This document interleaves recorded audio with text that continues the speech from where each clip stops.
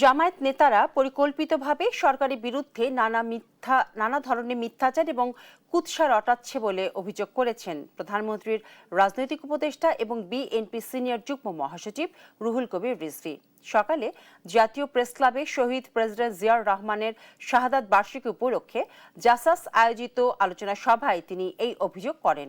রিজভী আরও বলেন, দেশের বিভিন্ন স্থানে চাঁদাবাজিতে লিপ্ত জামায়াত নেতারা নিজেদের অপকর্ম ঢাকতে দলটি ধর্মের অপব্যবহার করছে বলেও দাবি করেন এই বিএনপি নেতা। মিথ্যাচার না করে সরকারের বিরুদ্ধে গঠনমূলক সমালোচনা করার আহ্বান জানান রিজভী। বিভিন্ন রাজনৈতিক দল রাজনৈতিক তৎপরতা করছেন।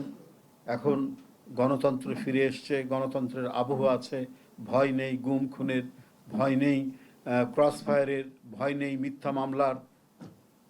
সবাই কথা বলছেন, কিন্তু আমি বারবার বলেছি, কথা বলুন, জোরালো কথা বলুন, সরকারের বিরুদ্ধে কথা বলুন, প্রতিবাদ করুন, কিন্তু কুৎসা রটাবেন না, মিথ্যাচার করবেন না। ৭১-এর জামাত আর এখনকার জামাতের মধ্যে পার্থক্য আছে। ৭১-এর জামাত হানাদার বাহিনীর সাথে আঁতাত করে এদেশেরই মানুষের উপর যখন জুলুম নির্যাতন হত্যা খুন হচ্ছিল সেটাকে সমর্থন করেছে।